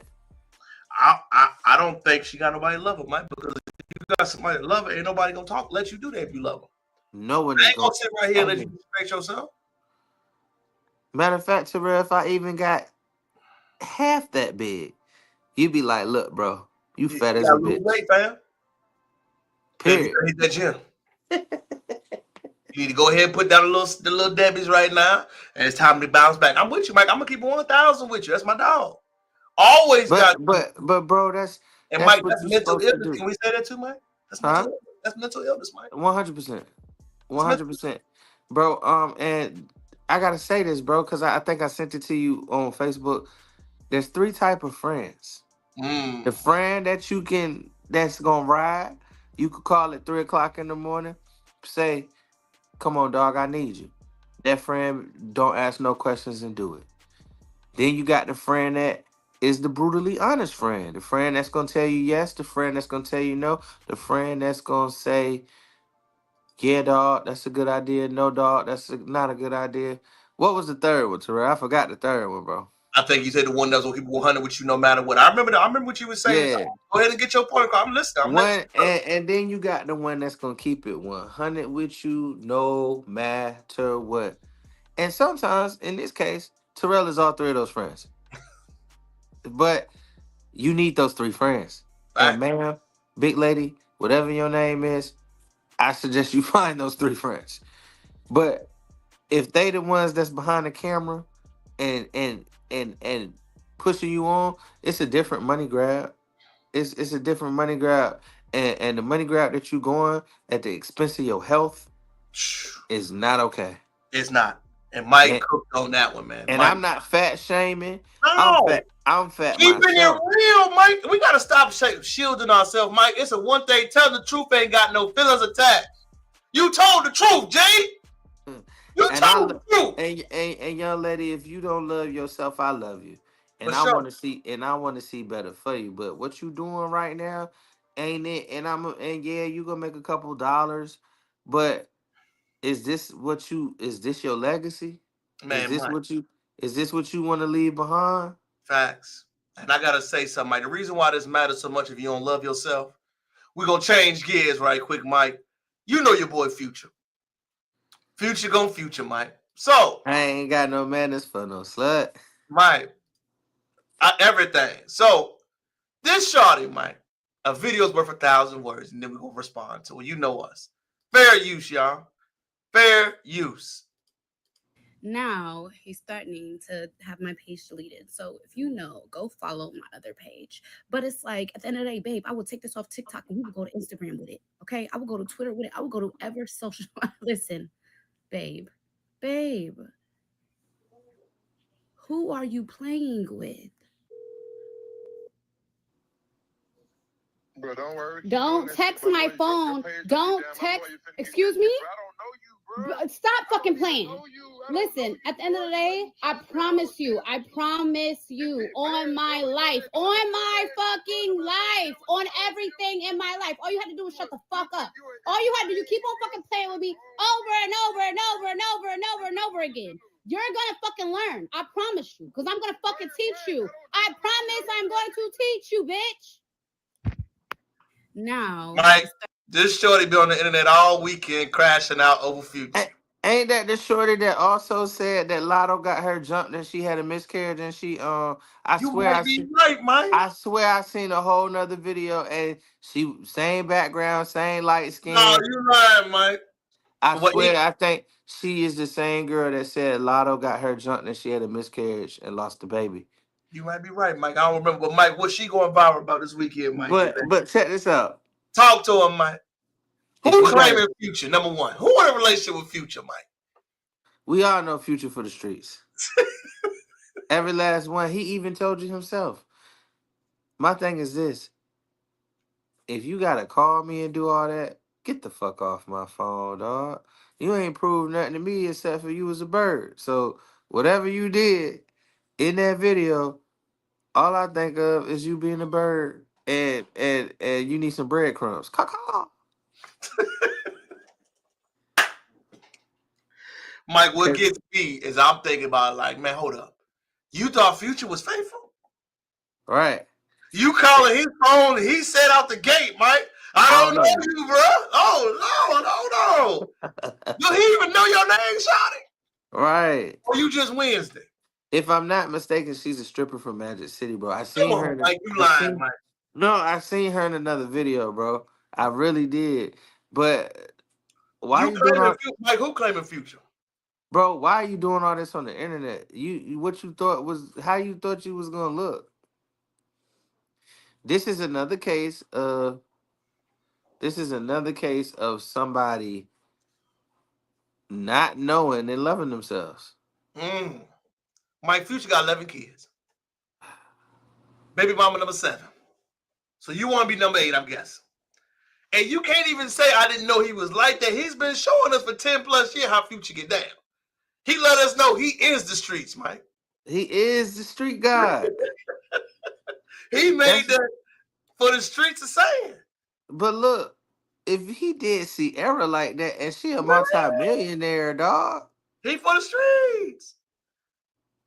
He let you know, man. If you on the internet crying saying he played you, we don't care. Nah. Mike, I don't feel sorry. I can't feel sorry for you because you put yourself in that situation. And why you crying telling us you called him on speakerphone? What that prove? Why you call Future on speakerphone and expect anything other than what he just did? I don't know you, bro. Oh, why you calling my phone, bro? Mike, he with a new joint tonight. Hey, the only thing I can say she got in her favor is he answered the phone on the first ring. Did he answer the phone on the first ring, Mike? Yes. How many times she called him, Mike? That's what I want to know. She showed the one cut, Mike. Did she call him 4-5 times? Because it sounded like he was already irritated. Bro, I just don't know why You been there, Mike. You know when you there, they keep it is wilding and it's going left, Mike. We done been there. You done been there, Mike. Yeah, I just don't understand, bro. Why would you even do that on the internet? Bro, people like making themselves look goofy, bro. And I'm not for it. Clout, Mike. We gotta understand clout's a real thing. Clout's a hell of a drug, fam. But at what expense, bro? My dignity is everything to me. Bro, she ain't cared about that, Mike. Like you said, you crashing out in real time over Future. You know how crazy you gotta sound, Mike? Think about it, Mike. You can't go nobody say I'm crashing out over Future. I'm like, Future? Nah, baby mama Future? Yeah, I'm dating him now. What? That ain't no good look, Mike. Mike, you can't date. Am I lying? You can't date this sort of 5 baby day, 5 different baby. Mike, you can't. No disrespect. And it's not even gonna be funny. I just don't even know what she expected, bro. It just shows me, Mike. Why you even call this man on the internet while you was on the phone? Like, Mike can't get over why she called him, Mike. What you mean? You can't get over, Mike? What you mean? I can't get over, Mike. He said, I don't know you, bro. Lord. Hey, toxic kid. I don't even know you. Why you calling my phone? I don't even know who you is. Hey, bro. And then look, she just immediately get loud and call him the B word and all that. Like, why are you arguing with this nigga? Like, it's Future. I don't think nobody takes him serious. The only thing we take serious about Future is his music. That's it. That's it. Well, Mike, he for the streets. We know cats for the streets, Mike. We ain't charged to the game. We know what time it is, Mike. I ain't mad at it. You ain't mad at it. I think I know what it is, bro. And I'm gonna be real with you. There's plenty of women out there that think they have what it takes to change a man that's not willing to change. You can't change Future. He just gonna be you gotta let him be him. You can't, Mike. What is he? Almost Future older cat now, right? Future yeah, he like 40-something years old. Future not changing. How you gonna tell him to be in a relationship? He been single too long. He ain't gonna be in a relationship ever. He is the streets, Mike. He can travel international country, Mike. He can have a girl in every zip code. You ain't gonna get him to settle down. Ever. And if I am Future, Mike, why would I? I'm a millionaire. I can buy whatever I want, do whatever I want. All this dirt I didn't do. You think I want to be in a relationship? When has he ever been in a relationship? You could deal with him. You know what you get into. I just don't know, bro. I just feel sad. I just don't understand. Where your homegirl at? Nah, girl, don't do that. Get off the internet, please. And you crashing out. Mike, you know you calling his phone, blowing him up. You know he was irritated. Mike, for him to answer the phone like that, Mike, we done been there. I don't know you, bro. I don't know you, bro. Why you keep calling my... Hey, Mike, we done been there, G. Mike, you done been there. I done been there. I don't miss it. I don't miss them days, not one bit. But when you got that shorty that's crazy calling your phone, Mike, you know I ain't lying. And they want to argue. I was like, I will come to your house. Hey, come on. Listen, Mike, story time, Mike. You know, I'm going to keep it 1,000. Had to be when I first got to VA Beach, Mike. I ain't going to mention the shorty's name. We dating, doing our thing, Mike. So, I can't remember what made it escalate. So, we chilling, Mike, talking. She come over, she going through something. I'm not picking up. I'm obviously doing my thing, Mike. She come to the crib at night. I have a side patio door you can enter out of, Mike, when it's on the street. I'll meet her at the patio door, but I kind of leave it open because the screen right there. We arguing, Mike. I say, hey, just go home. She hit a 4 flat, Mike, run in the crib. I'm in the crib with her now. We arguing.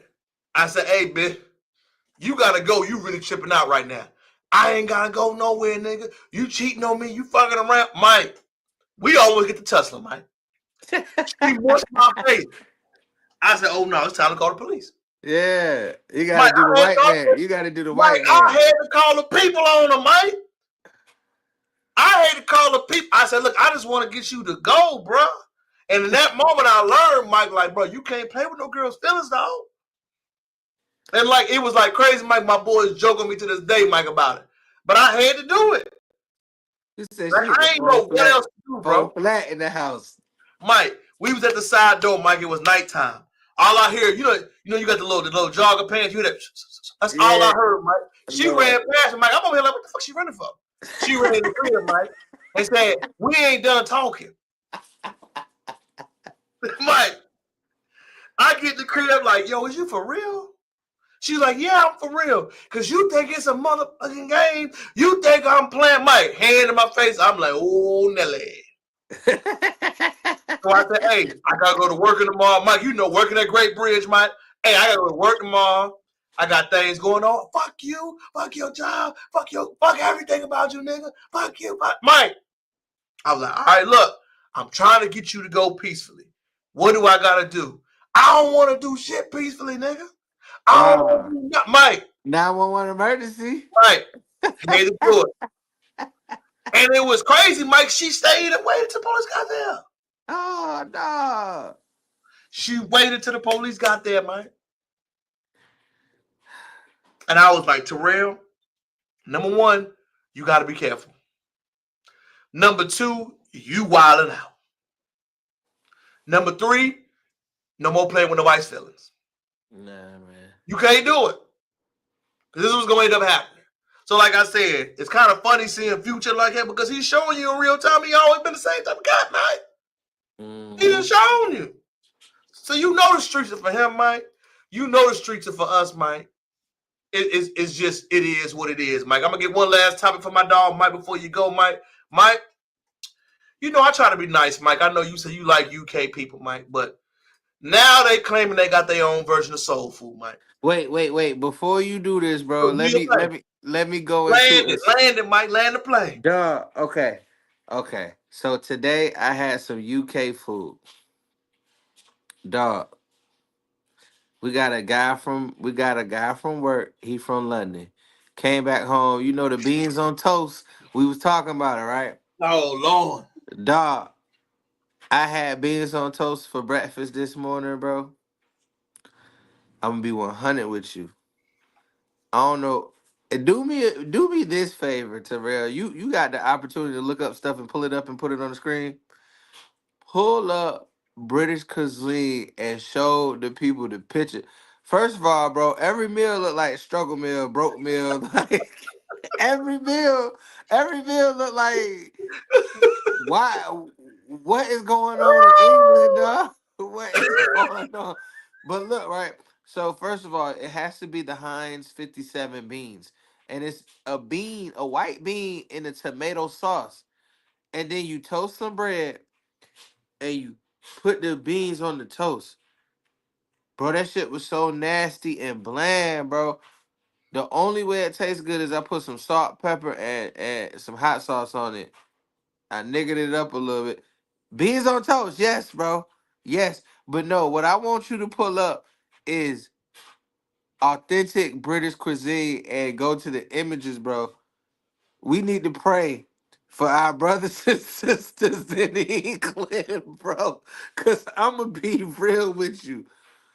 The stuff I seen, every meal struggle meal, bro.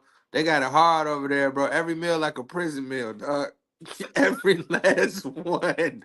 I didn't see, except for fish and chips. That's the only thing that I saw that we would eat, bro. But beans on toast, trash. Had to taste it, and the English guy was like, "Oh my God, it's good." I was like, "Bro, did somebody just wake up one day and what the fuck is that? Exactly, bro." Traditional British cuisine, man. Oodles and doodles on toast.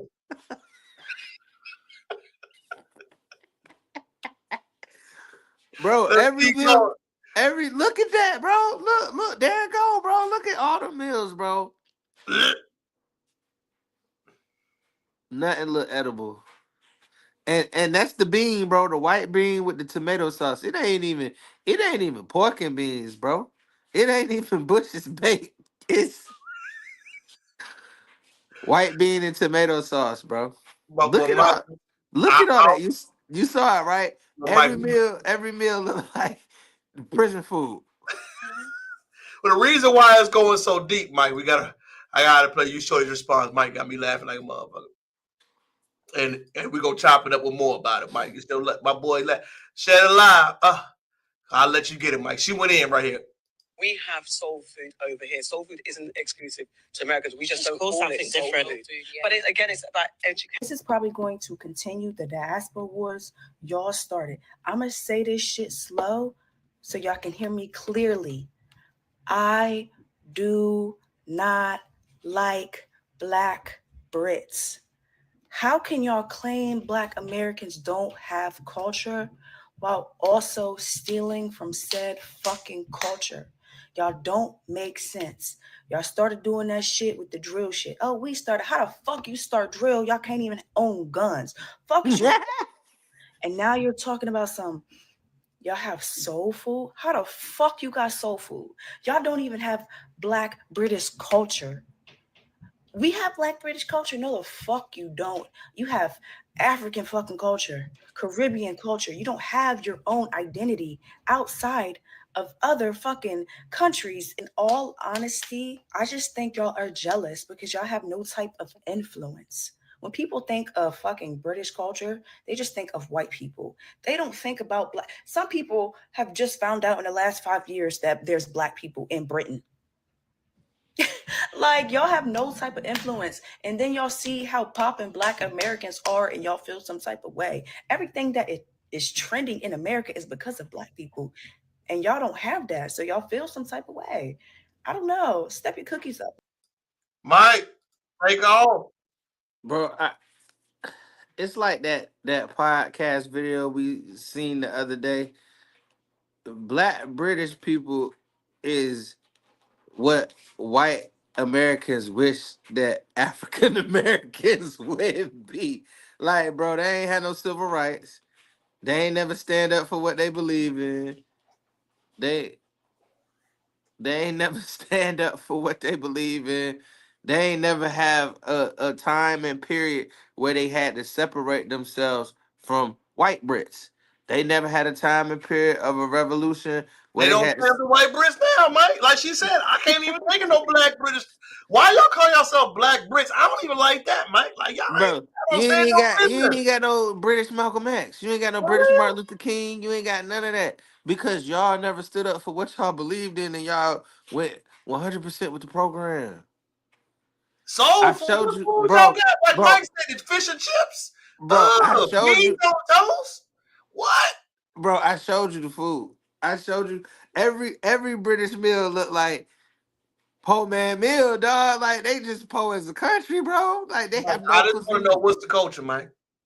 They don't have their own culture as Black Brits because either A, you from the Caribbean, Jamaica, St. Thomas, any of those, they have a lot of Jamaican people over there, or B, your family derived from Africa, so it's not a Black British culture, it's African culture and Caribbean culture. That's it.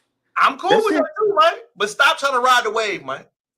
Bro, Stop acting like y'all you popping, seen Mike. the food. Did not every meal look like it came straight out of Sing Sing, bro? Mike, look, Mike, what?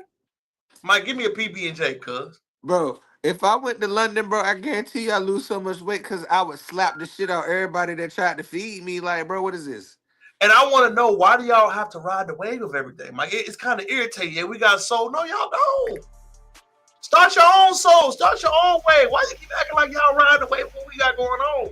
Stop that shit, man. That shit is irritating, bro. Y'all don't want to ride this wave because, nigga, they enslaved us, nigga. Like, they beat our ass, nigga. We still in slavery right now, low key, economically and socially. Y'all niggas is what we would be if we followed the rules. Mike standing on business now. You standing on business 1,000%. No, I'm serious though, Mike, but it gotta be said because it's getting to the point where it's like y'all talking about y'all got your own soul food. Now y'all on podcast. Hey, Terrell, after looking at authentic British cuisine on the internet, T, what was soulful about that at all? Listen, give me some oodles and noodles, cuz. I need some spotted dick and some figgy pudding, goddammit. What? Beans on toast, Mike? Tomato-based beans on toast? Bro, when I tell you, okay, so when I tasted it, it was a 1. When I put the hot sauce, salt, and pepper on there, that shit was like 5.5. But, bro, and this is like a standard breakfast, like beans on toast. And it's not, I told you, it's not Bush, it's not Campbell's pork and beans. It ain't got no maple syrup, it ain't got no molasses in it. It ain't got no brown sugar. It is tomato-based beans. Trash, nigga. Like England as a country, I love y'all. I've been over there several times, but the only thing I say y'all got for sure in England, fish and chips. That shit be hitting. Mike, great take by my dog, Mike, man. I appreciate your family money, man. Let's clap it up for my dog, Mike, tonight. And my dog put the 12 in, came in here and carried his own weight. I know my boy got a good night for him, man. Mike, tell me what you got going on this week, family. Go ahead. Oh man, I'm gonna rest, bro. I'm gonna be real with you. Got a few days off. I'm just gonna rest, and I'm gonna get closer to the Lord. You know, I gotta end on a spiritual note, and you know, I gotta tell y'all who y'all are. If your name is all capital, which it is, you are the straw man. Let's go to www.commonlaw.com and let's all naturalize ourselves by the end of the year. Let's let that be our New Year's resolution, to be a natural citizen, to be a native of wherever we at, and stop following these system laws and then start following common law. Because I guarantee you, once you follow common law, you will not be subjugated to the laws, the maritime laws of the judicial system. Because it's not regular laws, it's maritime laws and business law. Come on now, by the end of the year, who is going to join this with me to be a natural born citizen? Commonlaw.com. My dog, Mike, man. Good to check in with your family. Make sure you get your rest in this week. Hit your spiritual note. Anything you're working on this week, Mike, that you're trying to get done. Tell the people where they can catch you at. Meet you. Oh, man, you can catch me. I say this every week and y'all ain't hit me up yet. I think y'all think I'm scary. I think y'all think I'm scary or something. I promise you, I'm a lover. You can find me on Where I'ma Call That on Instagram. Hit me in the DMs, and you can find me on Well, I ain't really on TikTok, but it's Where I'ma Call That as well. But also Facebook, Mikey McCall. Come holler at me. If you need some prayer, you need some spiritual guidance, you need anything, just hit me up. Anything auditory, let me know. Audio engineer, I work for the TV station. Come holler at me, man. I guess y'all think I'm a fucked up individual or something. Ain't nothing wrong with it, man. Small steps, big beginnings. Mike got a lot of things cooking up. We got a lot of things cooking up for my dog. Enjoy your night, family. Check on in. Good to see you, bro. Hey. Bro, peace. Shout out to my dog, Mike, for holding it down, man. Great commentary as always, man. Let's chop back in. Got 2 more things you want to hit before the end of the discussion, man. Shut it live, fair use, the whole thing. I don't know if y'all heard it, y'all. It's 3 pivotal things that I want to show.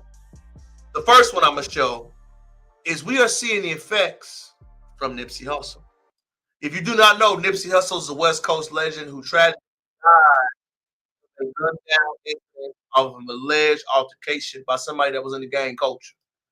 Big Sam, his brother, spoke on one of his friends and allies and how he feels the lack of support has not been there. Fair use. Listen, bro.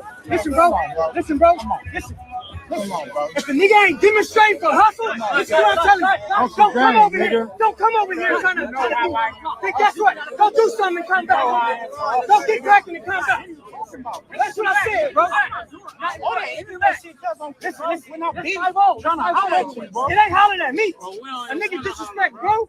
You do what you supposed to. Disrespect, bro, to me. Don't nobody disrespect, bro. Any nigga that disrespect, bro, when you in that prison, you better smash. Ain't nobody disrespected, bro, in my prison. I'm talking on the internet. When you see it, that internet shit is weak, bro. when you see it, get with my horse. when you see it, get cracked. I can't tell. You know what's happening. I can't tell, nigga. You know what's happening. It's not gonna happen to Black Sam. I can't tell. It's not gonna happen to Black Sam.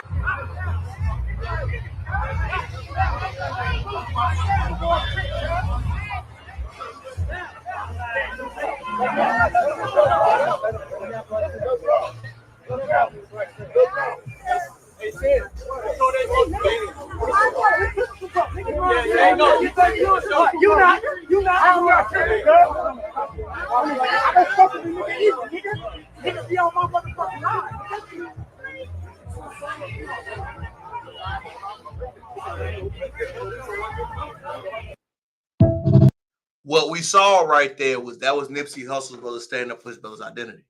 If you didn't know, post Nipsey's death, man, there's been a lot of conversations about his life, his other things, his sexuality, his money, his family. His family is striking back by saying, hey, he's been disrespected and you've been around the people that's been disrespecting him. So since you have been around the guys that have disrespected my brother, me and you ain't got no business dealing. You know what? His brother right. The enemy that speaks openly about me has no right to ever speak about anybody that I'm dealing with in front of me. You ain't gonna disrespect them. You ain't gonna talk crazy. You ain't gonna have no foul comments in my presence. His brother said, if you want to be around me actively, if you still want to uphold the Nipsey legacy, you cannot allow people to disrespect the dead. It don't matter if it's internet. It don't matter if it's real life. It don't matter if it's face-to-face. You got to respect me 1,000%. That don't mean you got to be violent, but the line got to be drawn in the sand. And the line drawn in the sand is that nobody disrespect Nip. Period. He's been dead since 2019, 2020, but his legacy lives on. And if you around people that are allowed to disrespect to go on, you ain't got to be with me, big dog. And I get it. I get it 1,000%. I'm going to stand on business 24/7, 365, no matter who like it, who love it, and who don't. It ain't about ganging. It ain't about none of that. If I got respect for my family and my legacy, you do not, disrespect anybody in front of me. Bottom line, good, bad, or indifference, that's just how it has to be. So in our video, you are seeing a brother that's still in mortality with his family and his legacy addressing that. Is he wrong? Is he right? Or is he overreacting? I think he's reacting accordingly. You don't disrespect people's family, bro. We have gotten so informal with each other that we disrespect each other and we don't even think there's no consequences behind it. Internet, real life, or street, there is never a reason for you, y'all, that little code getting back to me, is to disrespect another man. If you are open to disrespect another man's legacy, openly and about, you got to understand its consequences for that. You have to.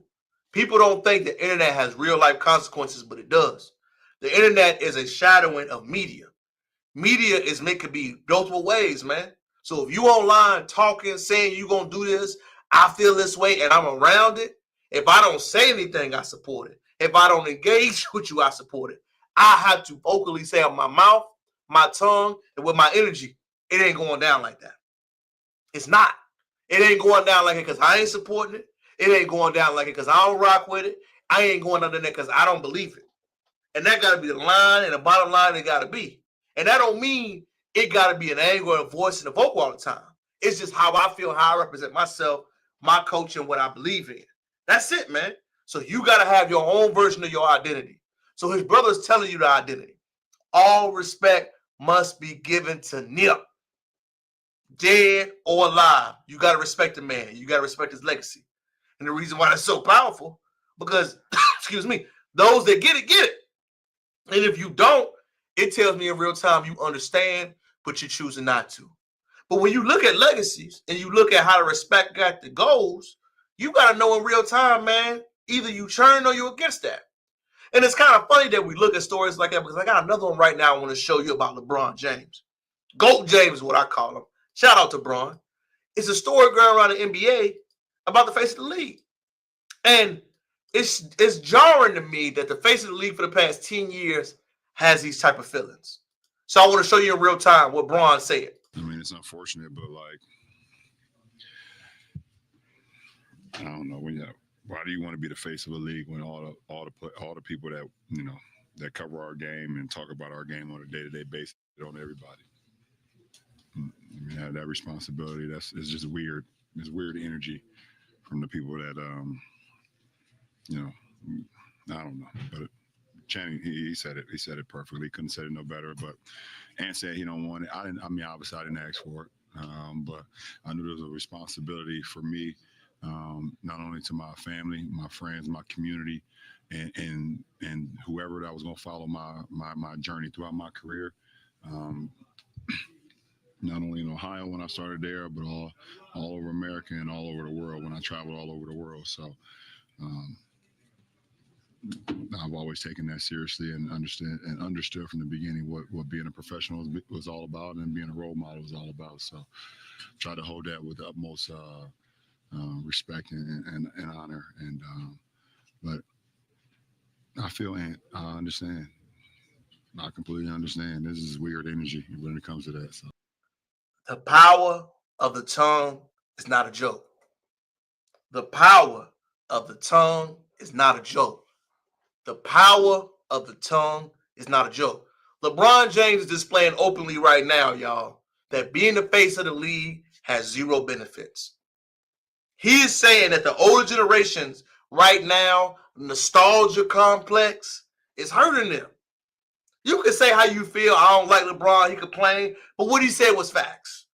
If you want to face of the league, you're compared to Michael Jordan and his mythology, and nobody or what you can do can never line up to it. The old heads, you got a problem. The old NBA media, you have a problem. You have mythologized the 90s, Michael Jordan, that era so much that you shun the young boys. Why would the young boys want more responsibility if you're just going to get criticized by it? LeBron James is speaking openly. I ain't got to like it, but I got to respect how you feel about it. And what you're telling me how you feel is that, hey, I don't see the benefits of it. Logistically, as a man, what is the benefits of taking on more responsibility just to get crucified? If everything I do is criticize, why would I want it? That's a real question. What is the benefits of it? You talk bad, you discourage, you say he ain't gonna never be able to the expectations. That's it. Why don't I keep my head down and be a fair soldier? That's the problem we have in American leadership today. Nobody's allowed to grow as a person. I'm gonna give you a great example. Malcolm X, y'all, went to prison for 12 years. Think about this. A brother now, if he went to prison, if he got out after doing a 12-year bid, will he get the respect? Will he get the love? Will he get the admiration? Will people listen?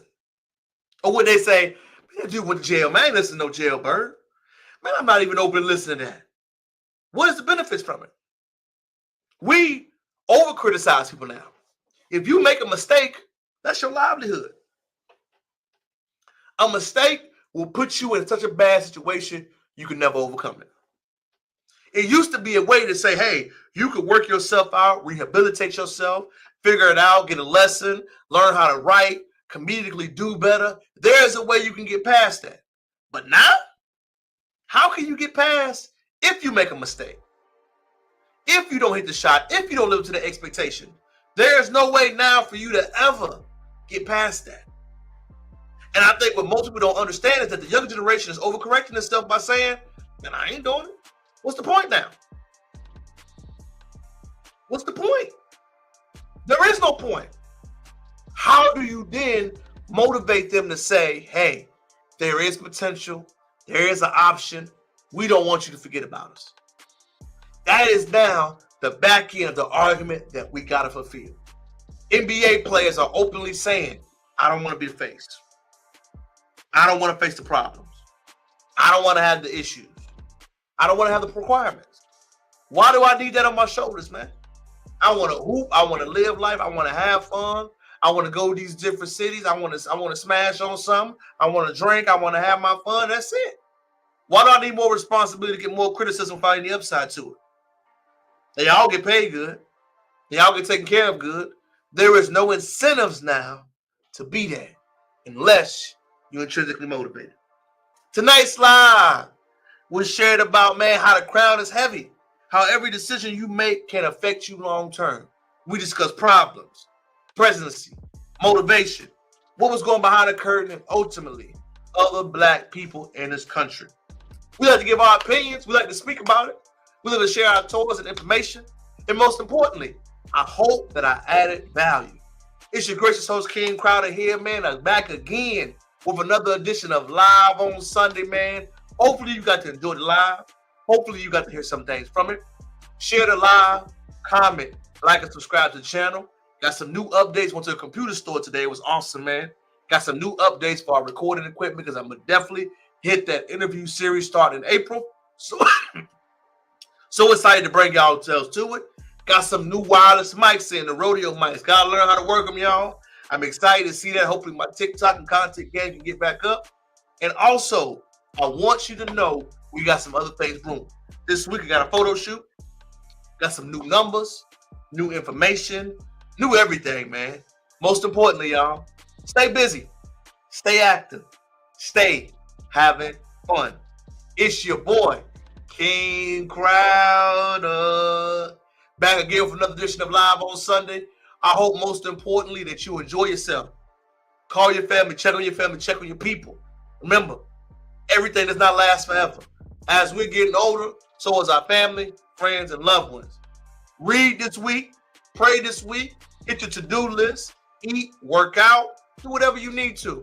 And finally, check on your friends and your family. It is your boy. Until next time, peace.